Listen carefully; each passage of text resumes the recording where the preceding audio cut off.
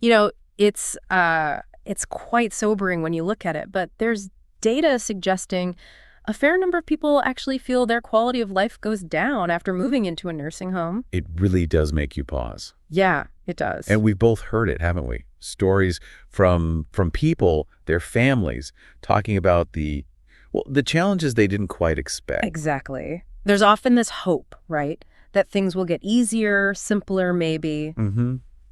But the day-to-day reality can sometimes be quite different from that expectation. Absolutely. And that's really what we wanted to talk about today. Not the studies, not the reports, but the actual lived experience. Someone who's been through that move into nursing care. Yeah, getting into the nitty-gritty. We're looking at a personal story, the lessons someone learned firsthand.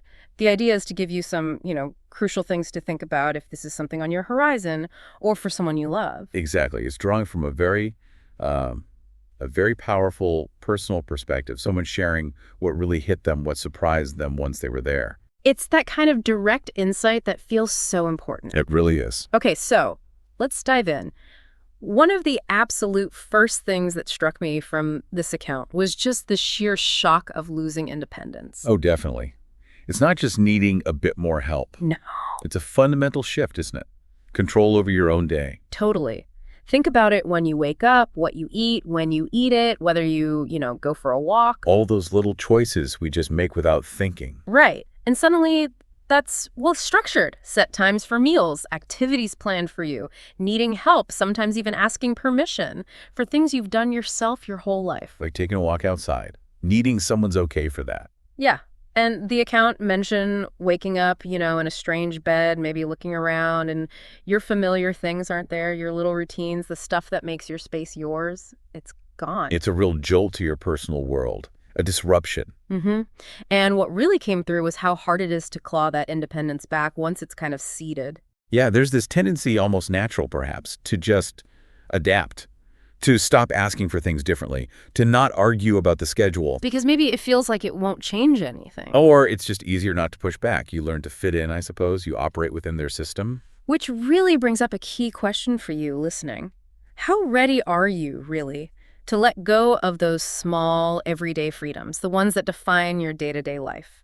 Because this person's story suggests, losing them can really impact how you feel about yourself. It's significant. It really is. Okay, so another big area was this feeling of being forgotten. Ah, yes. That's a tough one, even with really loving families and friends. Intentions are usually so good at the start, aren't they? Promises of visiting all the time. Absolutely. But then life, people get busy, work, kids, their own lives just carry on. And maybe there's this assumption, often unspoken, that, they're being looked after now, they're okay. Right. They're safe, they're cared for. So maybe the need for that constant personal connection feels less urgent to the people outside. The account shared this really poignant moment, debating whether to call their son. Mm-hmm. Not wanting to be a bother. Right, exactly. That feeling of being a burden, and then the loneliness that hits afterwards. Oh, it's heartbreaking. It just shows how easily that sense of isolation can creep in, even when you are loved and cared about. So another hard question to ask yourself. Are you prepared for that potential loneliness, even with family who loves you?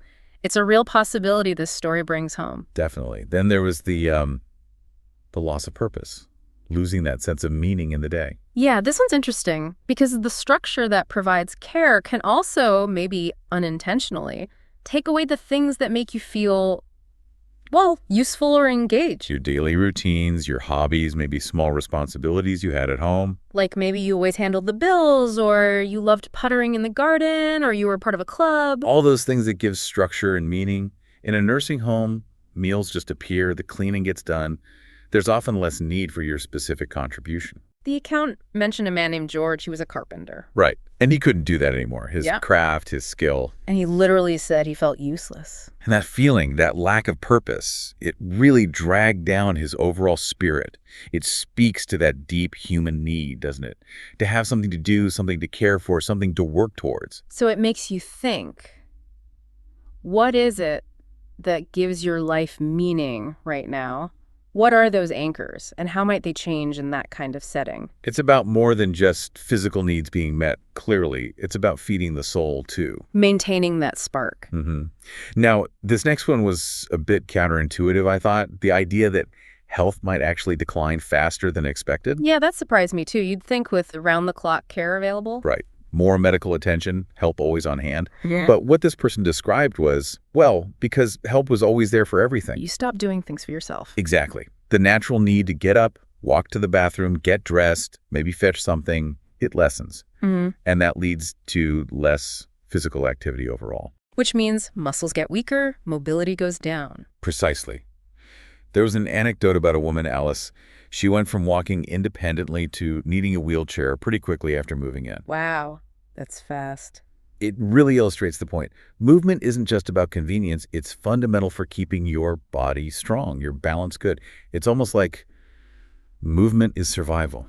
It's a really interesting point about motivation, isn't it? If everything is designed to be easy, to be done for you, would you still push yourself to stay active? It's something you'd have to consciously fight for, perhaps, maintaining that activity level. Okay, another difficult area, loss of privacy, and tied to that, dignity. Oh, this is a big one, very sensitive. Definitely. Just the basic lack of personal space sometimes. Staff coming in and out for checks, needing help with really personal care.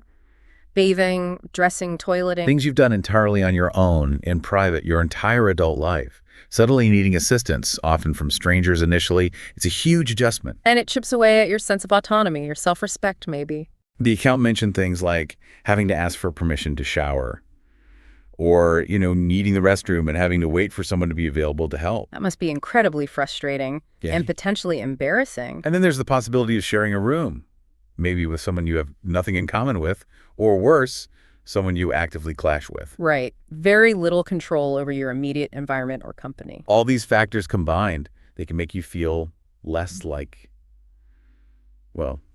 yourself and more like just a patient. Yeah. Part of an institution. So the question becomes, are you prepared for that level of reduced privacy? Giving up that control over your personal space and intimate activities. It's a fundamental change. A very fundamental change. And finally, the last major point that came through was how surprisingly difficult it can be to leave a nursing home. Yeah, this is something people might not think about enough beforehand. You kind of assume, well, if I don't like it or if I get better, I'll just go home. But it's often not that simple, is it? Apparently not. While you've been in the facility, life outside hasn't stood still. What's happened to your house or apartment? Maybe belongings were sold or given away to make the move easier. Maybe the place was rented out or even sold. Those practical hurdles. And crucially, as we just discussed, your physical condition might have actually declined while in the nursing home. Right. So returning to fully independent living might now be much harder than it was when you first went in. The very place meant to provide care might inadvertently make going home less feasible.